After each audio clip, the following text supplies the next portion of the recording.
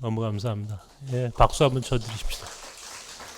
예, 이 코로나가 만든 새로운 우리 찬양의 길이죠. 이 동영상으로 이렇게 하는 거니까 너무 좋고 계속 많은 분들이 이렇게 찬양에 참여하시고 이게 우리가 예배하고 찬양하고 하는 길이 과거의 이 패러다임, 과거의 모델만 고집하면 안 돼요. 늘 새로움에 도전하고 새로운 예배, 새로운 찬양이 그리고 새로운 길이, 새로운 선교의 길이 있다는 것을 믿고 우리가 만들면 돼요. 그죠? 불가능할 것 같았는데 모든 게 다 단절되고 끊어진 것 같은데 아니거든요. 길이 있고 방법이 있습니다. 지금 오늘 이 찬양을 들으면서 제가 또 한 번 확인하잖아요. 그렇게 과거에는 우리가 여기 성가대에 다 앉아가지고 다 그렇게 찬양하는 것만 생각했는데 아니거든요. 예배도 마찬가지죠. 지금 여기에 우리 교인들이 뭐 다 오늘 거의 오지 못하셨지만 오늘 이 시간 예배 드리신단 말이에요. 지금 여러분이 있는 곳에서 선교? 우리가 선교가 다 끊어진 것 같아요. 하나님 나라 선교 이제는 끝났구나라고 사람들이 절망하고 포기할 것 같은데 아니거든요. 또 새로운 길이 있다는 걸 우리는 알고 있다는 겁니다. 그리고 그것을 만들어요. 오늘 위기라고 하는 것을 위기를 기회로 만든 삶 시리즈 두 번째입니다. 위기가 우리에게는 새로운 기회다. 위기를 이기고 새로운 기회를 찾아가는 인생 이게 우리 믿는 사람들의 삶이어야 하고 또 그것을 이루어 주시는 분이 하나님이시고 우리 그것을 믿는 사람들이라면 우리는 어떤 경우에도 절망하거나 포기하지 않습니다. 반드시 그 안에 길이 있다는 것을 믿기 때문이에요. 위기 가운데 길이 있고 고난 가운데 길이 있고 절망 가운데 길이 있고 다 끝난 것 같은데 새로운 시작이 그 안에 숨겨져 있다는 것을 우리는 믿어요. 그래서 오늘은 우리 교인들에게 운명의 물줄기를 바꾸는 길, 운명의 물줄기를 바꾸자. 우리가 전 세계사적인 팬데믹이 지금 세계를 지배했잖아요. 우리의 삶 모두를 지배한 것 같아요. 우리 운명이 이제 도저히 이 절망의 늪에서 헤어날 것 같지 않단 말이죠. 그러나 여기에서도 새로운 길이 있고 물줄기를 바꿀 수 있다라고 하는 것을 여러분들이 믿어야만 한다는 겁니다. 적어도 저는 그것을 믿어요. 저는 운명에 무릎 꿇지 않고 포기하지 않고 다시 일어나서 이기는 삶을 살고 싶습니다. 제가 지금까지 살아온 삶이고 그것이 제가 생각하는 나섬 공동체와 나섬의 사역이라고 저는 생각을 합니다. 지난주에 제가 우연히 몇 년 전, 3년 전이죠. 우리나라의 예멘 사람들이 한 500여 명이 제주도에 입국해가지고 난민지위를 받거나 혹은 이제 체류 허가를 받았던 사람들의 인터뷰 기사를 본 적이 있습니다. 한 500여 명의 예멘이라고 하는 국가가 여러분들 아시다시피 다 무슬림, 이슬람 국가입니다. 제주도에 그 사람들이 입국을 했을 때에 한참 동안에 우리 사회가 아주 굉장히 시끄러웠어요. 굉장히 심각한 논쟁과 갈등이 있었습니다. 저는 그때 제가 그 논쟁과 그런 사회적 갈등을 보면서 굉장히 마음 아팠어요. 제주도에 제가 일부러 2번을 갔다 왔습니다.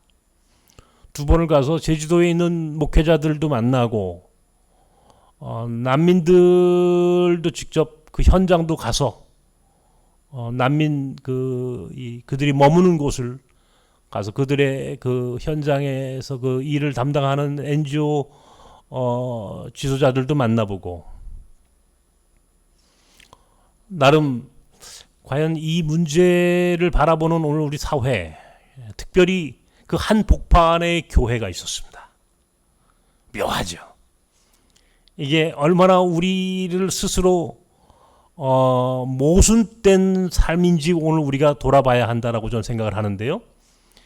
이 무슬림 혐오, 이슬람 혐오가 아주 극에 달했던 현실을 제가 그때 목도했습니다. 우리 한국 교회가 이슬람 무슬림들을 향해서 어떤 입장과 어떤 태도를 갖고 있는지 제가 여실히 그때 그것을 봤어요. 우리 이중적입니다. 대단히 자기 모순에 빠져 있는 교회가 오늘 한국 교회라고 저는 생각을 했습니다.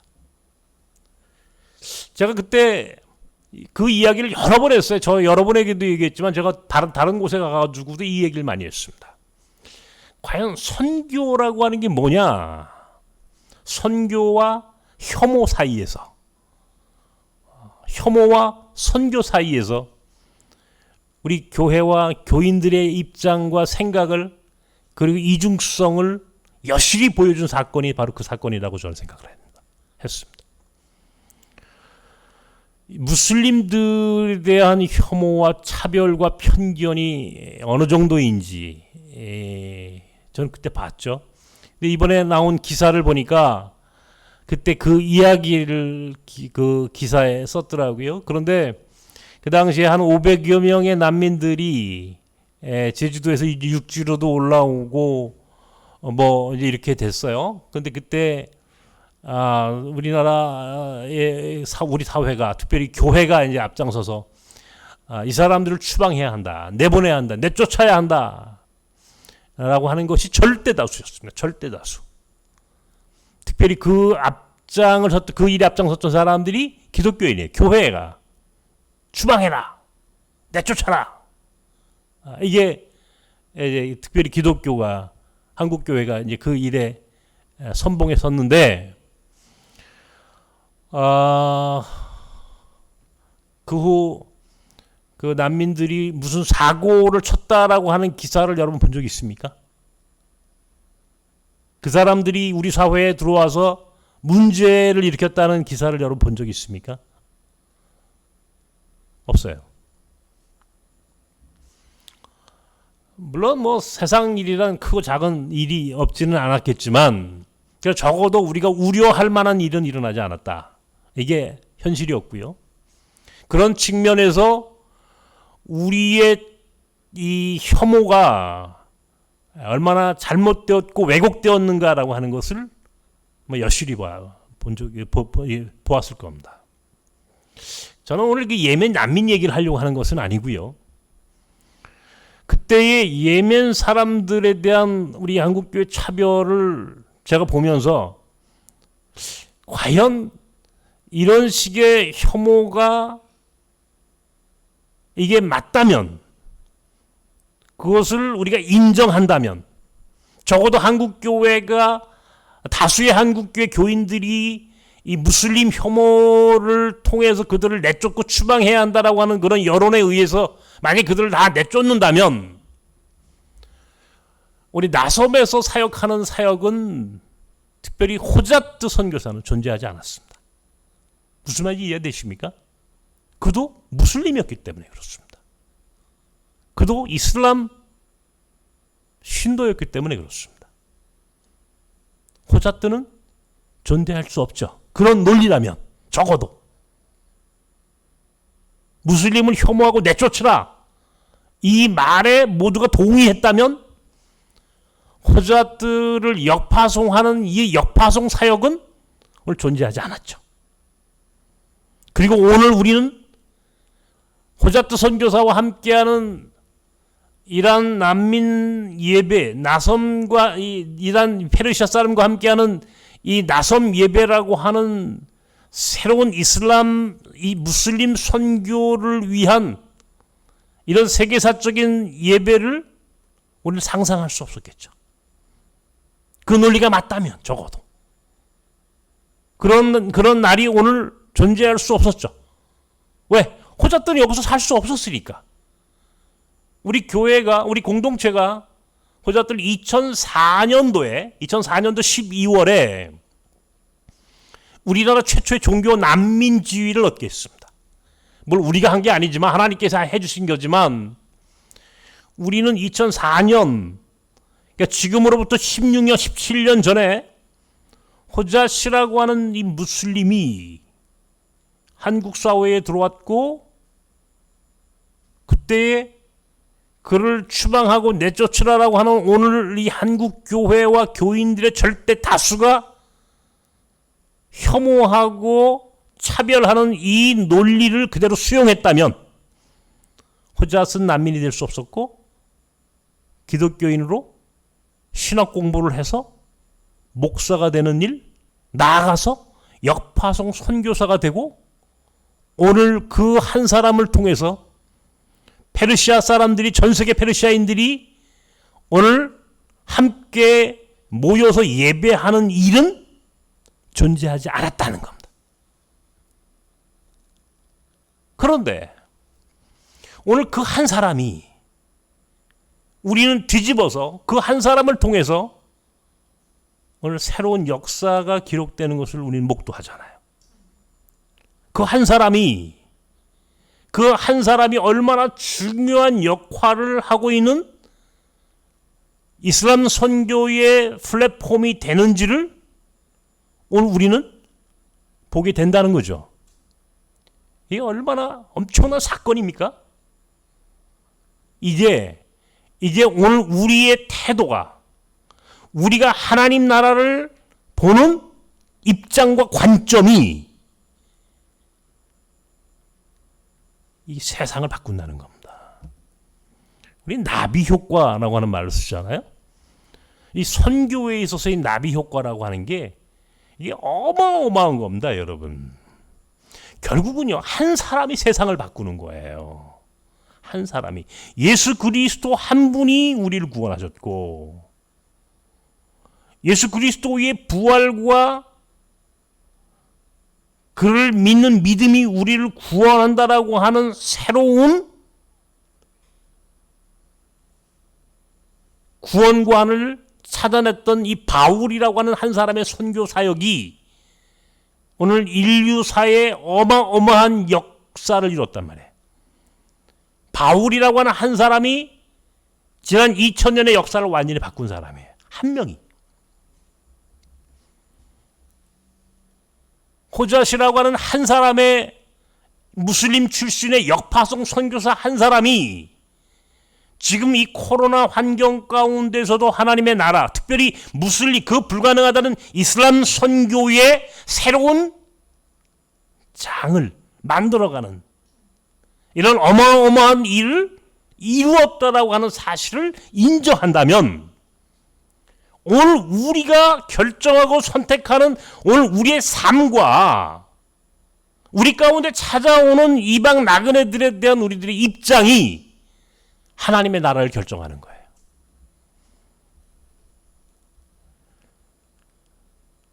저는 그런 의미에서 오늘 저와 여러분이 참여하는 이 나섬의 사역이라고 하는 것이 얼마나 중요한지를 새삼 느끼고 깨닫습니다. 마태복음 13장 33절 오늘 여기 제가 PPT에 아마 여러분들 보실 겁니다. 한번 함께 읽읍시다. 시작. 나왔나요? 없어요? 아직 안 나왔어요? 이 마태복음 13장 나왔으면 얘기해줘요. 나왔어요? 네, 한번 읽읍시다. 13장 한번 읽읍시다. 시작.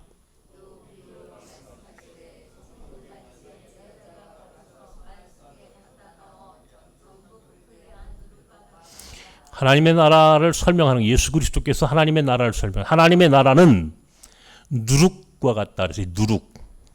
이 누룩이라는 말이 생각이 안 난 거예요.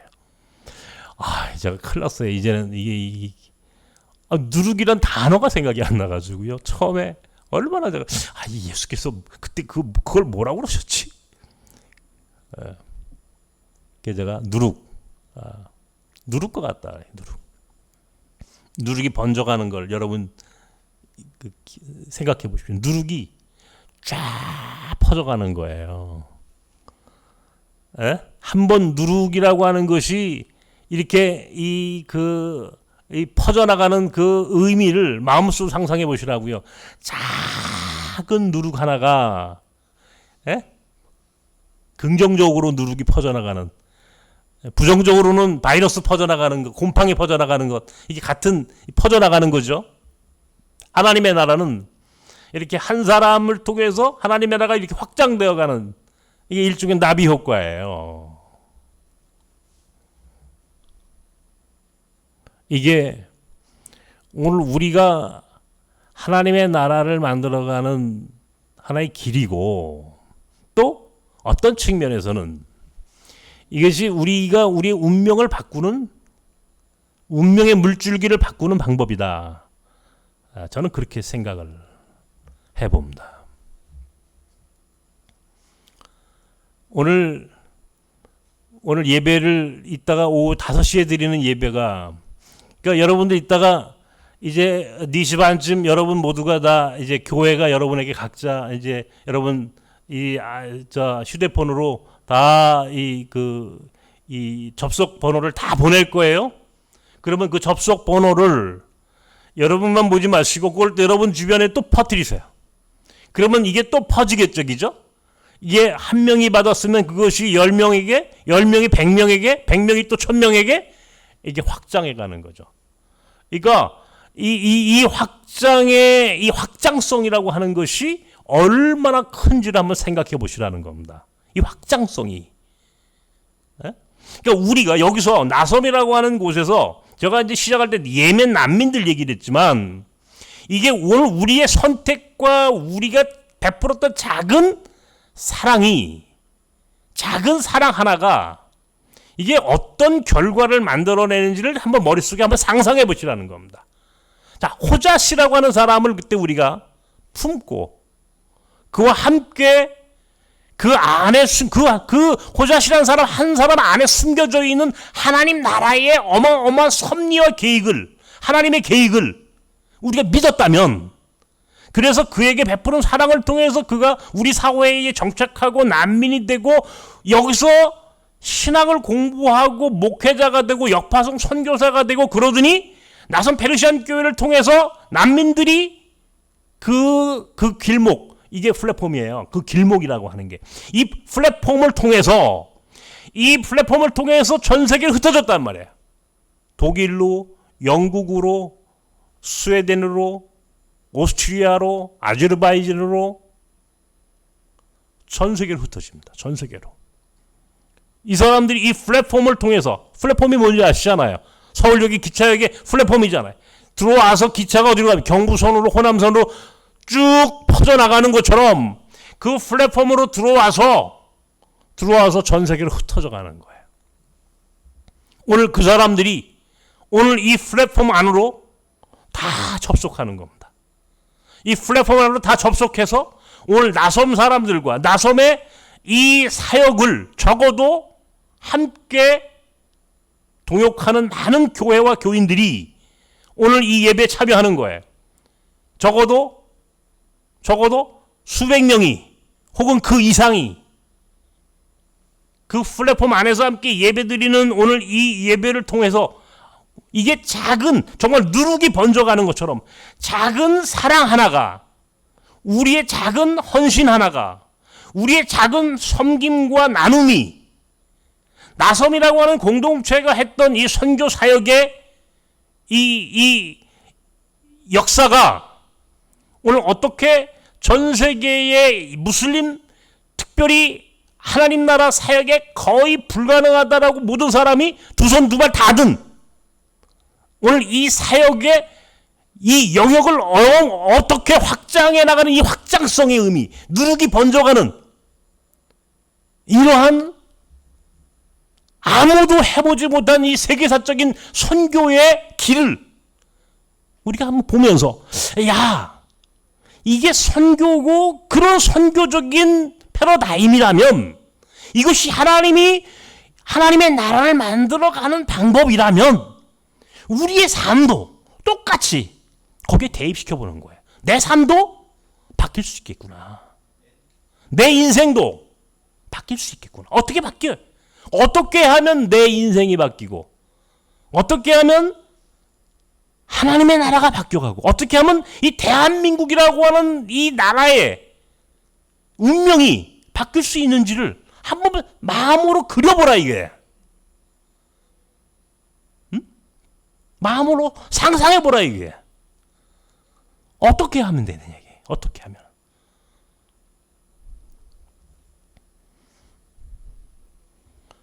제가 몽골이라고 하는 나라 사역을 벌써 이제 오래됐잖아요. 몽골 학교를 한 지도 20년이 넘었고, 몽골의 교회도 세웠고, 선교사도 보내보고. 그런데 그 시작이 됐던 사건이 있었습니다. 몽골 선교가 나섬의 사역에 굉장히 중요한 사역의 한 이제 그 부분을 차지하고, 제가 몽골이라고 하는 국가를 이렇게 가깝게 여기고 사역하게 된 배경이 됐던 사건은, 제가 언젠가 한번 얘기했을 겁니다. 제가 96년도에 이제 뚝섬에서 이주민이 나섬 사역을 할 때에 찾아왔던 톨가라고 하는 언총이 아이 하나 때문에 그랬다. 언총이 아이. 언총이 수술을 받기 위해서 그 부모가 그 아이를 데리고 한국에 왔어요. 여러분, 언총이 지금 우리나라에는 언총이가 거의 없어요.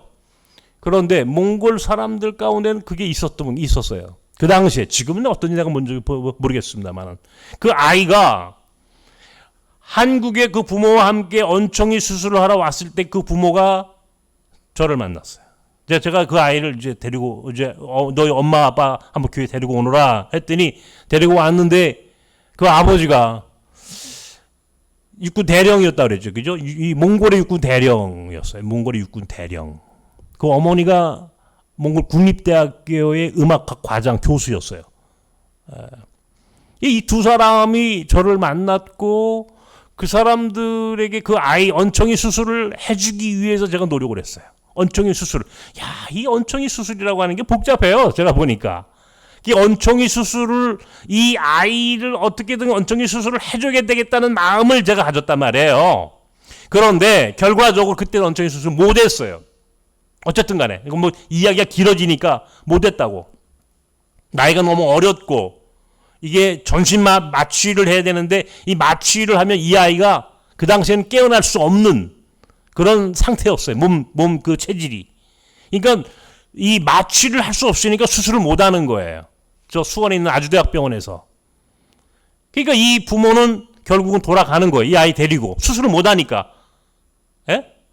그때 이 사람들이 저 식당에서 접시를 닦고 있었고, 쓰레기장에서 빈병을 골라내고 쓰레기를 분리하는 일들을 했다고. 이 아버지가, 어머니 아버지가 다 그렇게 어렵게 한국에서 노동자로 살았어요. 그러니까 제가 그 작은 언청이 아이를 연민하는 마음을, 불쌍히 여기는 마음으로 그 아이를 어떻게든 도와야 되겠다라고 했던 그 작은 배려, 사랑의 섬김이, 저는 그게 무슨 그렇게 대단한 일이었겠습니까? 우리는 뭐 그걸 일상으로 살아야 하는 공동체였고, 제 목회자의 삶이었고. 언청이 아이. 그런데 그 아이에게 그래도 언청이 수술을 해줘야 되겠다라고 하는 그 마음 하나. 그것도 실패했다고. 못했으니까 수술을. 결과적으로.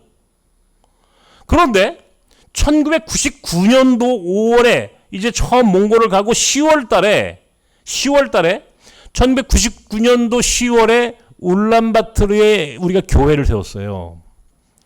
울란바토르 선교교회라고 하는 교회를 처음 이제 창립 예배를 드렸다고. 그 당시에.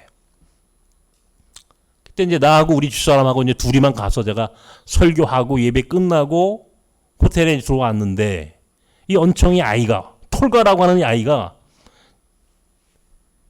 호텔 찾아온 거예요. 그 아버지하고, 그 육군 대령 출신의 그 아버지하고.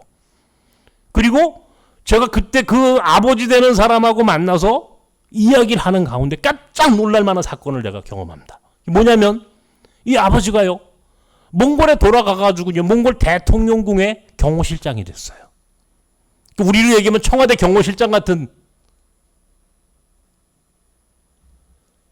인물이 된 겁니다. 한국에서는 이 사람이 그냥 외국인 노동자야. 나그네야. 몽골에서 온. 사실은 그 사람이 아예 언청이 수술을 하러 왔는지 묻지 않으면 알지도 못해. 쓰레기장에서 빈병 골라내고 쓰레기 분리하는 일을 하는 거예요. 쓰레기장에서. 그죠? 이게 이 사람 직업이야. 우리 사회가 생각해 보십시오. 그가 그런 일을 하는 사람이라면 누가 인정해주고 누가 대접을 합니까? 그죠? 그런데 어쨌든 간에 우리는 그 안에 숨겨져 있는 섭리와 계획을 내가 믿었던 믿지 않았던 관계없이 우리는 그 아이 하나에게 그래도 사랑을, 섬김을, 이것이 우리의 사명이고 우리가 해야 할 일이라고 생각을 하고 베풀었어요. 그런데 나중에 그것도 실패했다고, 아이가 언청수술 못했으니까 돌아갔는데 이 사람이 몽골의 대통령궁의 경호실장이 됐다고. 나는 그게 그 사람이 그런 높은 지위에 올라갔는지도 모르고 갔어. 찾아온 거야. 악수를 하는데 이 사람이 보니까 옛날에 그가 아니야. 알고 보니까 굉장히 높은 사람이야. 중요한 사람이더라고. 이 사람이 나한테 뭐라고 그러냐면요, 서울에서는 목사님이 저와 우리 가족을 도와주셨지만 하는 말이, 서울에서는 목사님이 저와 우리 가족을 도와주셨지만 여기서는 내가 목사님을 도와드리겠습니다. 딱 그러는 거예요. 여러분 생각해 보십시오. 저는 한국에서는 그나마 그래도 어디 가서 연결이라도 해서 병원이라도 연결해주고 그나마 그런 네트워크를 가동해가지고 할 수 있는 일이 있는데, 제가 몽골에 가가지고 아무것도 할 수 없어요. 몽골 말도 못하고 몽골 사람들하고 제가 무슨 소통을 가능합니까? 아무것도 못합니다. 아무것도 못해요. 그런데 이 사람이 하는 말이, 서울에서는 목사님이 우리를 도와줬지만 여기 몽골에서는 제가 목사님을 도와드리겠습니다. 저는 목사님이 여기 왜 왔는지 압니다. 목사님 여기 교회 만드셨죠? 딱 그러는 거예요. 여러분요, 이게 몽골에 그 당시만 해도 교회를 합법화시키지 않았어요. 교회는요, 비합법적인 종교입니다. 그 당시에. 정식 종교기관으로 인정을 하지 않았다고요. 여기는 제가 목사님 도와드리겠습니다. 목사님 교회 만드셨죠? 여기 교회 세우셨죠? 제가 도와드리겠습니다. 이 얘기가 지금도 제 귓전에 잊을 수가 없는 멘트예요. 그 말 한마디를 하는데 깜짝 놀랐습니다. 그리고는요, 우리가 그 당시 세운 교회가 불과 세운 지 6개월도 채 되지 않아서 정식 교회로 인가를 받았어요. 몽골 최초로. 몽골 선교 역사상 최초로 인가를 받았습니다. 정식 교회로. 합법적인 교회로. 한국 사람이 세운 교회를 몽골 정부가 인가를 내줬어요. 그리고는요, 옥외에 십자가를 걸었어요. 십자가. 네온 사인을 딱 켜가지고 밤중에 불이 들어오는 십자가를 걸었다고요. 우리나라에는 십자가가 뭐 아무데나 걸어도 상관없지만요, 몽골에서는 불가능합니다. 그랬더니 오누르라는 몽골의 신문사가 그걸 취재했어요. 그 취재를 해가지고 맨 처음에 타이틀이 뭔지 아십니까? 타이틀. 그 신문 기사의 타이틀이 이게 뭐냐? 이게 타이틀 제목이에요. 이게 뭐냐? 몽골 역사상 옥외에 바깥에 십자가가 내걸린 최초의 사건이야, 이게. 교회가 정식으로 인가를 받았고 십자가가 걸린 사건이에요. 그 발단이 뭡니까? 언청이 아이. 그 아이에게 그냥 우리가 모르는 사이에 내 마음속에서 이 아이를 도와줘야 되겠어. 이 아이를 도와줘서 언청이 수술을 좀 할 수 있도록 만들어주고 싶어. 이 마음 하나. 그것도 언청이 수술을 성공시키지 못했다고요. 그런데 그런 마음 하나가, 그 작은 마음이 결과적으로 몽골의 교회를 세우고 정식 교회를 인가를 받고 십자가를 걸고, 그리고 지금 그 교회가 몽골에서 버젓이 제일 큰 교회로 성장한 교회가 됐습니다. 제가 왜 이 이야기를 하냐면요, 우리는 몰라요. 이 사람이 누군지 몰라요. 여러분, 저를 아셨어요? 저도 여러분 몰랐어요. 우리 안에 찾아오는 외국인들이, 이방인들이요, 나그네들이요, 우리 그 사람이 누군지 모른다. 몰라요. 아무것도 몰라요. 그가 누군지 압니까? 그 사람이 이렇게 저 명패가 있습니까? 그 사람이 나 어떤 사람이야 라고 써갖고 옵니까? 우리 여기 한국에 올 때, 우리 교회 들어올 때 나 대단한 사람이야, 나 좀 인정해줘, 이렇게 하고 옵니까? 아니죠. 올 때는요, 어려운 가운데 찾아옵니다. 문제가 있어서 오는 거고요, 외롭고 고독하고 뭔가 마음이 아파서 찾아오는 거예요. 그런데 우리는 그냥 그 사람이 누군지 묻지 않아요. 그냥 영접하는 거예요. 섬기고 나누는 거예요. 그것이 전부인데 알고 보니까 그 사람이 하나님이셨더라는 거야. 그 사람이 예수님이라는 거야. 그 사람이 천사들라는 거야. 그 한 사람이 하나님의 나라를 이루어가는 작은 누룩덩어리들라는 거야. 이게 천국의 비밀이라는 거야. 이 천국의 비밀을 아는 사람은 운명의 물줄기를 바꾼다는 거야. 이걸 믿는 사람은 자기 삶을 바꿀 수 있다는 거야. 이게 진리라는 거야. 이걸 믿는 사람들이 기독교인이고, 이것을 믿는 사람들이 사는 삶을 우리는 선교적 삶이라고 그러는 거야. 그런데 500명씩이나 들어온 예멘 난민 사람들 우리는 나가라는 거야. 추방하라는 거야. 예수를 안 믿는 사람은 몰라. 그럴 수 있다고 쳐. 예수 믿는 사람이 그 사람들을 추방시키라는 거야. 이유가 뭐냐고요? 무슬림이란 이유만으로. 그러면 선교는 뭐냐고요? 선교와 혐오 사이에, 세상 사람들은 혐오할 수 있어. 근데 우리는 혐오하면 안 되는 거야. 우리는 사랑해야 하는 거야. 사랑.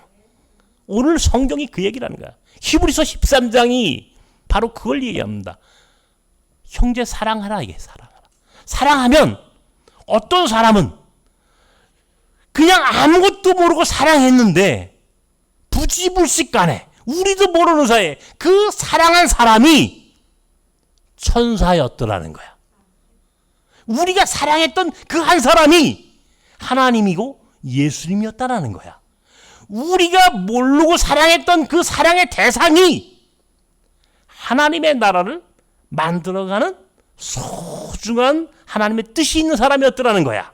그 한 사람이 우리의 운명을 바꾸는, 우리의 문명의 물줄기를 바꾸는 어마어마한 사람이더라는 거야. 그러면 여러분, 우리는 어떻게 살아야 되는 거예요, 도대체? 사랑이야, 사랑.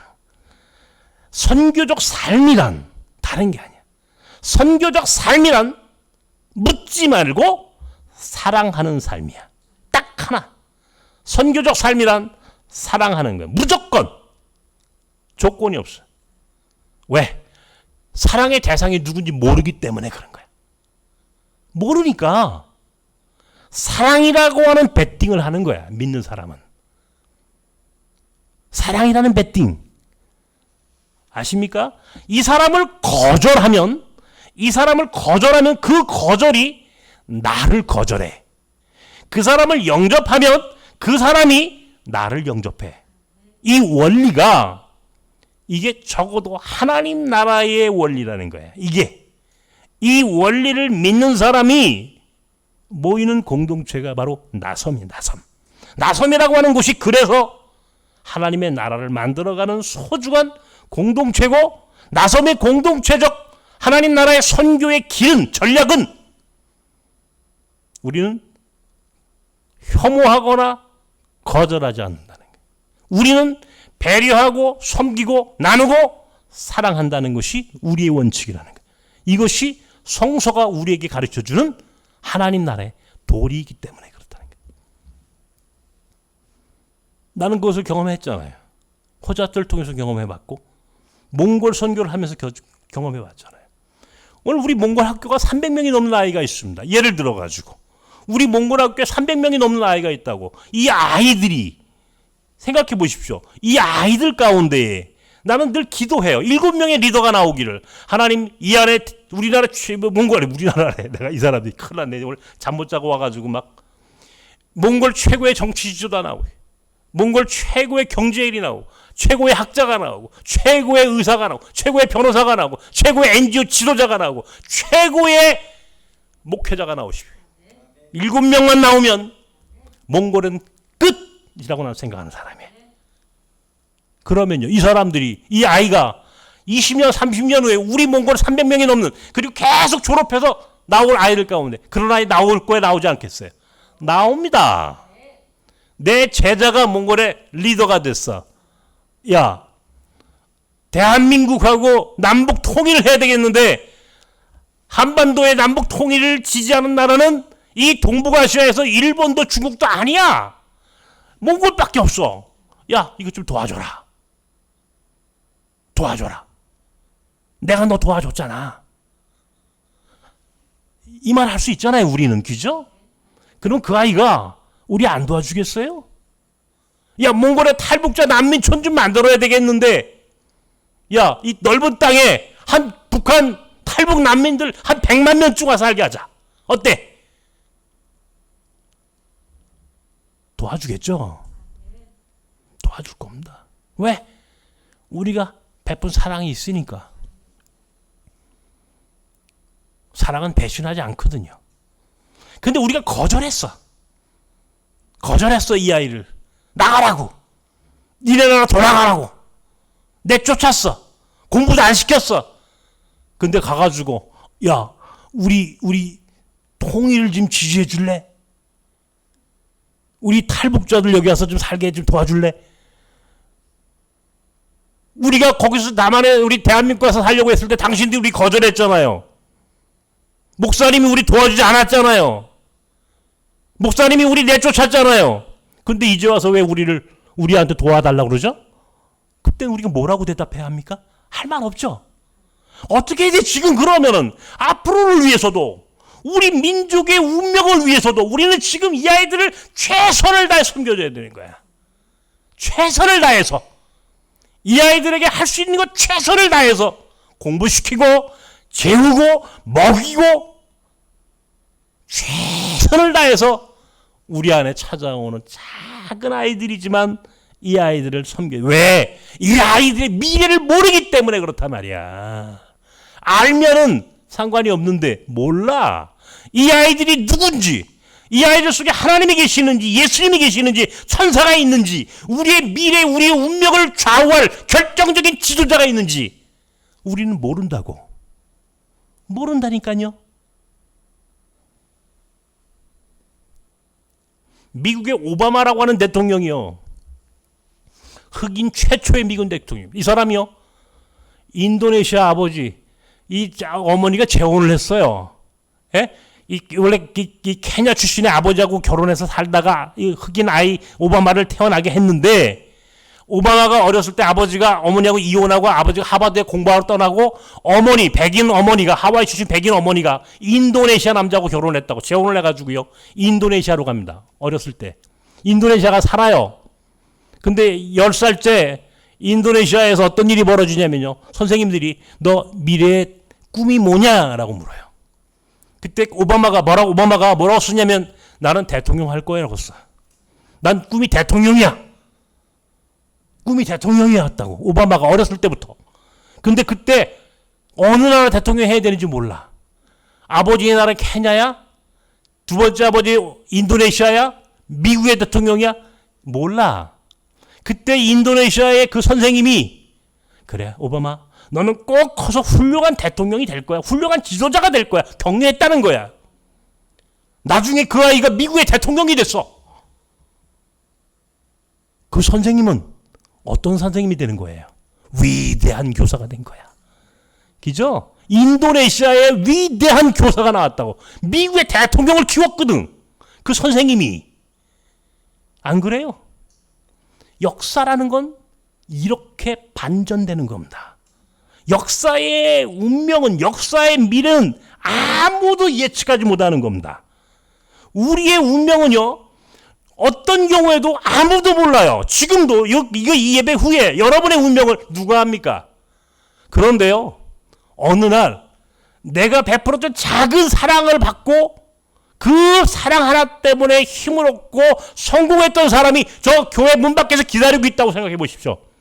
나오는데, 예배 끝나고 나오는데, 장로님, 권사님, 집사님, 목사님 손을 잡고, 그때 당신이 내게 이런 힘이 되는 말 한마디를 해줘서 내가 오늘 이렇게 성공했으면, 내가 오늘 빚을 갚겠습니다 라고 오늘 교회 문 앞에, 오늘 이 앞에 서 있다고. 지금 오늘 여러분 어떻게 우리가 살아야 합니까? 인생을 아무도 모르는 거예요. 오늘 바로 그 좋은 성경 구절이, 성경이 성경 안에 무궁무진하게 많습니다. 한번 우리 읽어볼까요? 아브라함의 이야기부터 읽어봅시다. 창세기 18장 1절부터 한번 읽어봅시다. 1절 이하 나왔습니까? 자, 시작.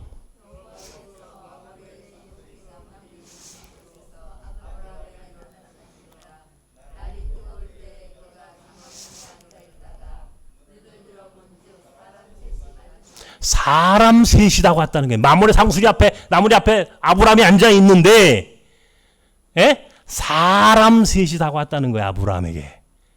그런데 그 사람 셋이, 한 사람은 하나님이고 두 사람은 천사였더라는 거야. 그 사람들을 극진히 영접했더니 이 사람들이, 이 하나님이, 아브라함은 그때까지 아들이 없었어요. 아들 하나 얻는 게 꿈이었다고. 수태고지, 오늘 내게 아들이 있으리라, 이 약속을 해줍니다. 이게 창세기 18장에 있는 말씀이에요. 오늘 우리가 읽었던 히브리서 13장 1절과 2절의 본문이 바로 창세기 18장의 아브라함의 이야기를 주석해놓은 주석서야. 이게 아세요? 창세기 18장에 오늘 아브라함의 이야기가 히브리서 13장에 오늘 우리가 읽은 본문기 연결되는 거예요. 본문이 히브리서 13장에 뭐라고 나왔어요? 형제를 사랑했는데, 나그네를 사랑했는데, 손님을 극진히 영접했는데, 그죠? 손님을 극진히 영접했는데 알고 보니까 그가 천사였더라. 이 얘기를 했죠. 히브리서 13장에. 오늘 창세기 18장에 바로 그 얘기죠. 창세기 19장을 한번 읽읍시다. 롯이 오늘 소돔과 고모라 성에 고모라 성에 있던 롯, 아브라함의 조카 롯이 경험했던 얘기입니다. 함께 읽읍시다. 시작.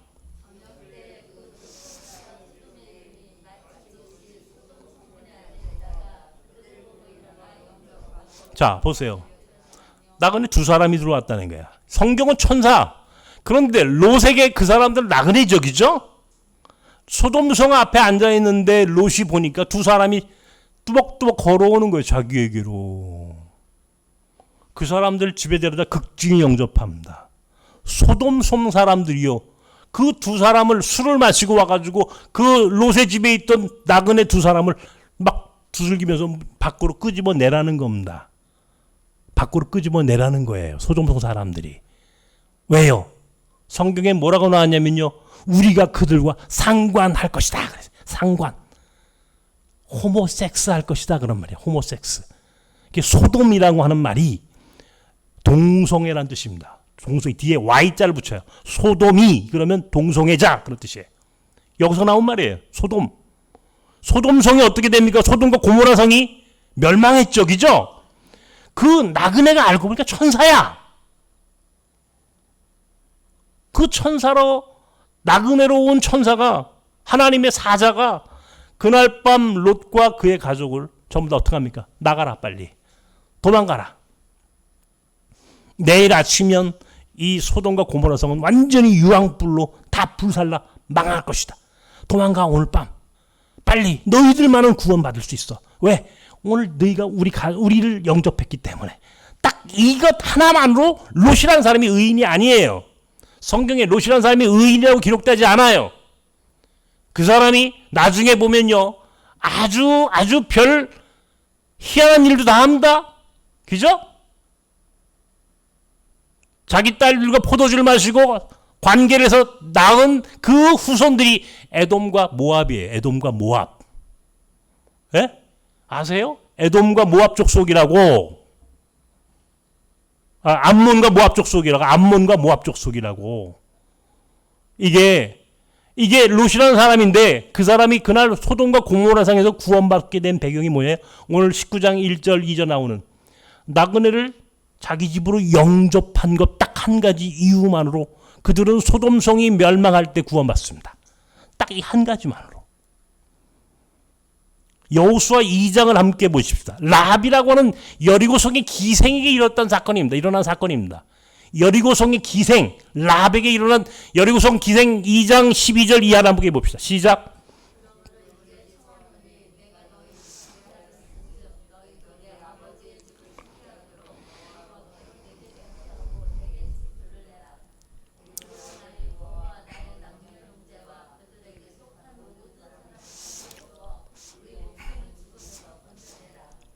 여리고성이 멸망하는 거예요. 이제 이스라엘 백성이 가나안에 들어가서 제일 먼저 무너뜨린 성이 여리고성이잖아요.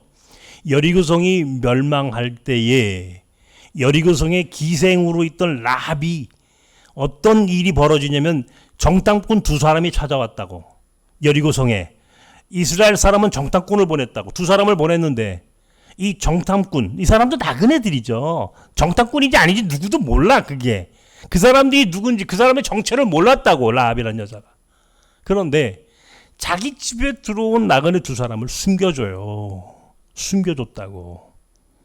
그리고 그들을 무사히 돌아가게 만들었다고요. 그 성을 빠져나가게 했다고요. 그랬더니 라합이 그 정탐꾼들에게 약속하라는 겁니다. 여리고성이 멸망할 때 나와 우리 가족은 구원해달라. 어떤 일이 벌어집니까? 구원은 말할 것도 없고 그 성이 멸망할 때 라합과 그의 가족은 구원받는 것은 말할 것도 없고 그 정탐꾼 중에 한 사람하고 라합이 결혼을 해요. 그죠? 그렇게 결혼해서 낳은 자녀가 누구예요? 예? 예수님이에요. 예수님이 할머니가 되는 사건이야, 이게. 라합이라고 하는 기생이 몸 팔던 창녀가 예수님의 할머니가 되는 이 사건이 바로 여호수아 2장에 기록된 오늘 이 이야기입니다. 나그네가 자기 집에 들어온 사람들을 숨겨주고 그들을 살려내는 일들에 앞장서니까 하나님이 라합과 그의 가족을 구원해 주는 것은 물론이거니와 라합이라고 하는 기생을 예수 그리스도의 족보에 딱하니 올려놓는다고. 엄청난 일이죠. 이게 운명의 물줄기를 바꿨죠. 라합이라는 기생의 물줄기를 바꿨죠.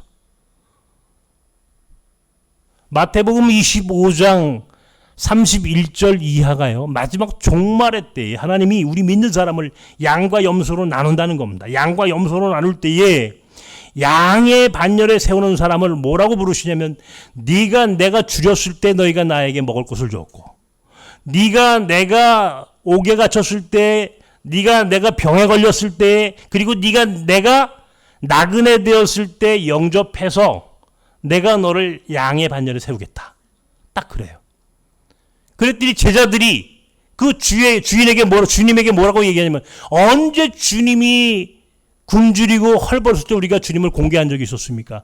언제 주님이 나그네 되셨을 때 우리가 영접한 적이 있었습니까? 라고 대물어. 언제 주님이 나그네 되셨어요? 언제 주님이 나그네 되신 적을 본 적이 없는데요? 그때 우리 주님이 25장 40절에 뭐라고 대답하는지 보십시다. 함께 읽읍시다. 시작.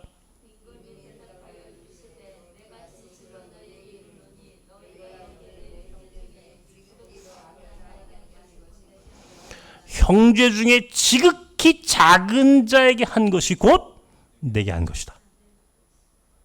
지극히 작은 자에게 한 것이 나다. 나에게 한 것이다. 그러니까 지극히 작은 자가 누구예요? 예수 자신이라는 거예요. 나그네가 예수님이 나그네로 변장하고 들어오신다는 거예요. 역사 속으로. 나그네로 변장하고 나섬에 오셨어. 나그네로 변장하고 몽골아이로 오셨어. 나그네로 변장하고 오늘 호자트가 와서 여기서 하나님이 쓰시는 종이 됐다고. 나그네로 변장하고 온다는 거야, 하나님이. 예수님이, 천사가. 그러니까 나그네로 변장하고 오셨기 때문에 우리는 그 나그네가 나그네로만 있지만 사실은 그 나그네 속에 계신 하나님, 나그네 속에 계신 예수님과 천사와 그 안에 숨겨져 있는 하나님의 오묘하고 놀라우신 섭리와 계획까지는 미처 모른다고, 우리 인간은. 왜? 우리는 사람이니까 눈에 보이는 것만 본단 말이에요. 눈에 보이지 않는 그 이면에 숨겨져 있는 진리, 그 나그네 속 뒤에 숨겨져 있는 놀라운 하나님의 섭리와 계획까지는 우리가 몰라. 그렇기 때문에 우리는 무조건 사랑하는 것만이 대안일 수밖에 없는 거예요. 그렇게 사랑이라고 하는 방법을 통해서 하나님은 하나님의 나라를 확장하고 선교하시는 거예요. 제가 오늘 운명의 물줄기를 바꾸는 길 뭡니까? 사랑하는 거예요. 사랑하는 거. 이게 운명을 바꾸는 겁니다, 여러분. 여러분의 운명을 바꾸고 우리 나라의 운명을 바꾸고 하나님의 나라를 만들어가는 방법이고, 이것이 우리가 이 세상에서 사는 길이야. 사랑이 사는 길이다. 사랑이 우리가 구원받는 길이고, 사랑이 우리가 은혜 받는 길이고, 사랑이 대한민국이 사는 길이고, 사랑이 하나님 나라를 만들어가는 길이고, 이게 오늘 우리가 위기에서 우리의 삶을 기회로 바꿀 수 있는 삶이다 말이야. 너무 쉽지 않아요? 그런데 우리는 그들을 거절해. 그들을 거절해. 나가라는 거야. 나가래. 혐오해. 제가요, 그때 그 주장을 하고 굉장히 제가 이 부분에 대한 강한 주장을 할 때 제가 아는 제가 상상도 할 수 없는 어떤 편지를 한 장 받았어요. 내가 잘 아는 어떤 집사님이야. 어떤 집사님인데, 이분이 반발을 하더라고, 거기에. 목사님이 그렇게 무슬림들을 받아들이시면 대한민국이 무슬림화가 되면 누가 책임질 겁니까? 딱 이렇게 나한테 반발을 하더라고. 무슬림화가 되면 어떡할 거냐, 이게. 그렇게 무슬림화가 될 것 같으면 다른 방법으로 무슬림화 됩니다. 다른 방법으로. 우리가 몰라서 하는 얘기예요. 몰라서 하는 얘기예요. 교회가 사랑이라고 하는 힘으로, 그것이 우리 교회의 힘이고, 그것이 교회의 영적인 파워로, 강력한 영적인 파워로 교회가 갖고 있다면 무슬림들은 그 사랑 앞에 녹아져요. 교회가 약하니까, 영적인 힘이 약하니까, 사랑이라는 힘을 믿지 못하니까, 불신앙이 우리 교회에 팽배하니까, 하나님의 역사하심을 믿지 못하니까 무슬림화가 되는 거예요. 이게 제가 오늘 이 이야기를 괜히 하는 게 아닙니다, 여러분.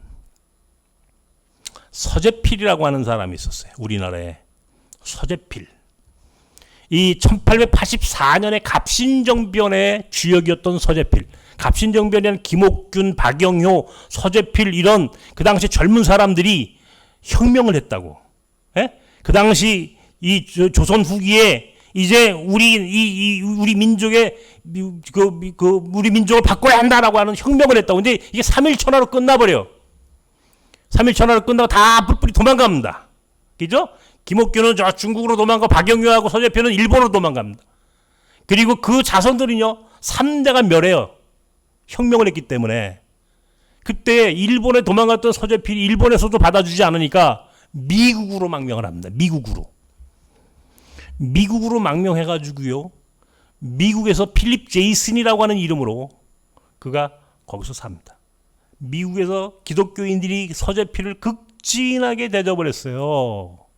공부도 시키고 서재필을 젊은 아주 어린 나이에 혁명을 했거든요. 서재필 선생이. 그리고 다시 고국으로 돌아왔어요. 서재필이. 그리고 세운 것이 독립협회입니다.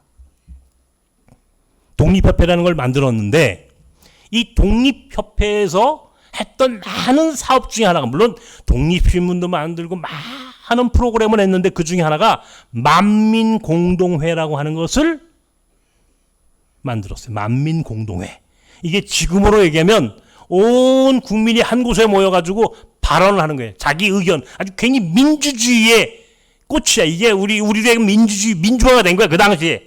이 대한민국이라는 나라가, 이 조선이라는 나라가 완전히 이 계급이 철저했던 나라 아닙니까? 양반과 상민과 천민이 쫙 계급화되어 있던 그 시대에 서재필 선생이 독립협회를 만들고 그 독립협회가 만들어서 시작한 게 바로 만민공동회의.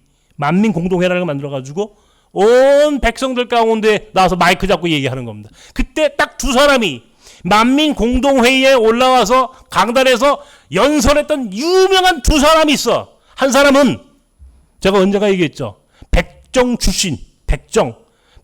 출신으로 우리나라 한국 기독교 최초의 장로가 되었던 박성춘 장로라고 하는 사람이 만민공동회에 처음으로 강의 그 연사로 나옵니다. 백정이, 여러분 상상해 보십시오. 조선 후기에 백정이 사람들 앞에 나와서 연설을 해요. 이 사람이 박성춘 장로라고 하는 우리나라 최초의 장로입니다. 장로. 백정이. 또 한 사람의 위대한 사람이 나옵니다. 누군지 아십니까? 이승만이라는 사람. 젊은 이승만이 나와서 연설을 해요. 그 일로 이승만이 감옥도 갔다 오고 그 이후에 이승만이 배제학당에 입학을 합니다. 배제학당. 배제고등학교. 지금 우리 큰아이가 배제고등학교 나왔어. 그리고 그 배제학당의 영어 선생으로 서재필이 있어. 서재필이 이승만을 가르쳐. 이승만은 서재필의 제자야. 그리고 미국에 가가지고 공부를 하고 후에 1945년 다음 주가 8월 15일 우리나라 광복절이죠. 다음 주일입니다. 초대 대통령이 이승만 대통령이 된 거예요.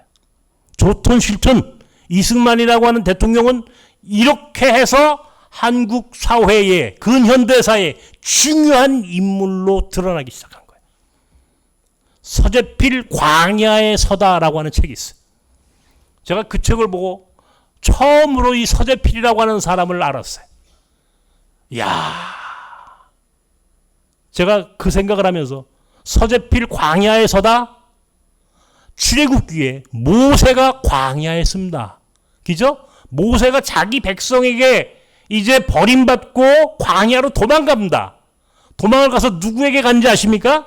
이드로라고 하는 미디안 광야의 족장이었던 이드로라고 하는 사람에게 갑니다. 이드로. 그리고 이드로의 딸 십보라와 결혼했어요. 그 사이에 태어난 아들이 게르솜이야. 게르솜. 만약에 모세가 광야에 갔을 때 이드로가 모세를 받아주지 않았다면, 광야에 갔을 때 이드로라고 하는 베두인의 족장이 이드로가 모세를 받아주지 않았다면 모세는 물론이고 이스라엘 민족의 출애굽 사건은 존재하지 않습니다. 이게 중요한 거예요, 여러분. 한 사람이 이렇게 중요하다는 겁니다. 이드로라고 하는 베두인족, 사막의 종족이었던 미디안 족 속에 족장이었던 이드로라고 하는 사람이 모세를 받아줬으므로 40년 동안 이드로의 사위가 되어서 광야의 삶을 익힙니다. 모세가. 그것이 나중에 후일 출애굽 사건 이후에 40년 광야의 생활을 성공적으로 수행하게 했던 배경이 되는 거야. 모세의 이 경험이 호잣드 광야에서다. 만약에 광야에 섰던 호잣들을 오늘 우리가 받아주지 않았다면 오늘 우린 5시에 있을 이란 난민들과 함께하는 예배 이런 건 존재하지 않아. 하나님 이슬람 선교, 무슬림 선교 불가능해. 그런데 감사하게도 우리에게는 그런 영적인 통찰력이 있었어. 하나님이 주신 그런 은혜가 있었다고. 그래서 그를 광야에 섰던 호잣들을 받아줬어. 광야에 섰던 나섬의 나그네들을 받아줘서 그 사람들이 선교사가 돼서 오늘날 전 세계 선교사로 나가 있는 거예요. 코로나 시대에 하나님이 쓰신 위대한 하나님의 사람으로 쓰임받는 하나님의 선교사로 그들을 쓰시는 거야. 서재필 광야에서다. 모세가 광야에 섰어. 오늘 우리에게 찾아온 호잣드가 광야에 섰어. 그때 서재필 미국이라는 사회가 그를 받아줬고 그것이 대한민국 근현대사의 어마어마한 한국 교회의 어마어마한 역사를 일으켰던 것처럼 모세가 광야에 섰을 때 이드로가 그를 받아줬으므로 하나님이 출애굽 사건을 일으켰을 때 모세를 통하여 이스라엘 백성을 구원할 수 있었던 것처럼 호잣드라고 하는 한 사람이 광야에 섰을 때 나그네가 광야에 섰을 때 그 나그네 된 사람을 받아줬으므로 영접했으므로 그것이 하나님의 나라 그리고 오늘 우리의 운명을 바꾸는 시작이 됐단 말이야. 어떻게 해야 되겠어요? 이게 하나님의 뜻이고 이것이 하나님이 이 세상을 통치하시고 운영하시는 하나님의 나라를 만들어 가시는 하나님의 방법이라고 한다면 우리는 어떻게 해야 되겠느냐고. 답은 나와 있는 거예요. 운명의 물줄기를 바꾸려면 지금 작은 사랑을 함께 나누는 겁니다. 작은 사랑을 나누는 거. 이것이 우리가 복받는 길이야. 이것이 복받는 길이야. 이걸 기억하십시오. 여러분의 운명을 바꾸십시오. 사랑으로 운명을 바꾸는 운명의 물줄기를 바꾸는 우리 나손 사람들이 되기를 주님의 이름으로 축원합니다. 기도합시다. 이 시간 우리가 함께 기도합시다. 운명의 물줄기를 바꾸는 삶, 운명의 물줄기를 바꾸는 길은 사랑 하나, 작은 사랑 하나가 운명의 물줄기를 바꿉니다. 이것이 나섬이 존재하는 것이고 이것이 오늘 우리가 하나님의 나라를 만들어가는 길이다.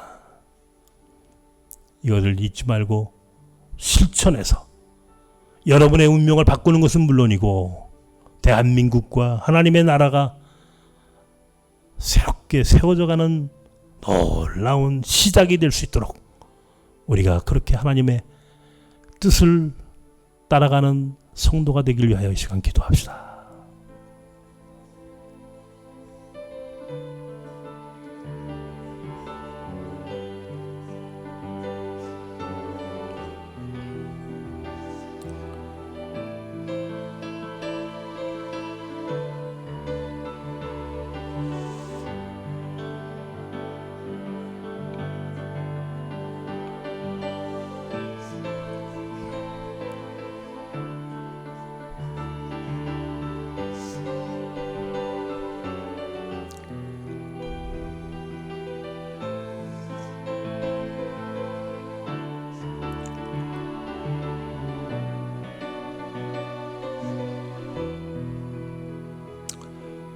살아계신 하나님, 모세가 광야에 섰을 때에 이드로가 모세를 받아줬고 그리고 그를 사위 삼았고 그렇게 살았던 광야의 삶이 후일 출애굽 사건의 역사를 이루는 시작이 되었음을 우리는 압니다. 우리 가운데 찾아온 나그네가 하나님이고 예수님이고 천사고 우리도 모르는 사이에 하나님의 뜻이 있는 귀한 하나님의 사람들이었음을 믿는다면 오늘 우리는 사랑만이 우리의 운명을 바꾸게 하고 우리를 위기에서 기회가 있는 삶으로 우리의 삶을 바꿀 수 있음을 믿습니다. 오늘 그렇게 우리의 삶을 바꾸기 위하여 작은 사랑, 작은 섬김, 그런 관용과 나눔으로 오늘 나섬의 성도들이 살게 하여 주시옵소서. 그것만이 우리의 인생을 바꾸고 그것만이 우리를 축복되게 하고 그것만이 대한민국의 미래를 복되게 하며 그것만이 이 세상의 하나님의 나라를 이루어가는 길임을 믿게 하시고 나섭이 가야 할 길을 끝까지 외면하지 않고 살아가는 나섬 사람들이 되게 하여 주옵소서. 이제는 우리 주 예수 그리스도의 은혜와 하나님의 사랑과 성령님의 교통 역사 충만하신 은총이 오늘 그렇게 운명의 물줄기를 바꾸기 위하여 우리에게 주어진 삶, 사랑으로 섬김으로 나눔으로 함께 더불어 살아가기를 원하는 나섬 사람들 가운데 이제와 영원까지 함께 하시길 축원하옵나이다. 아멘.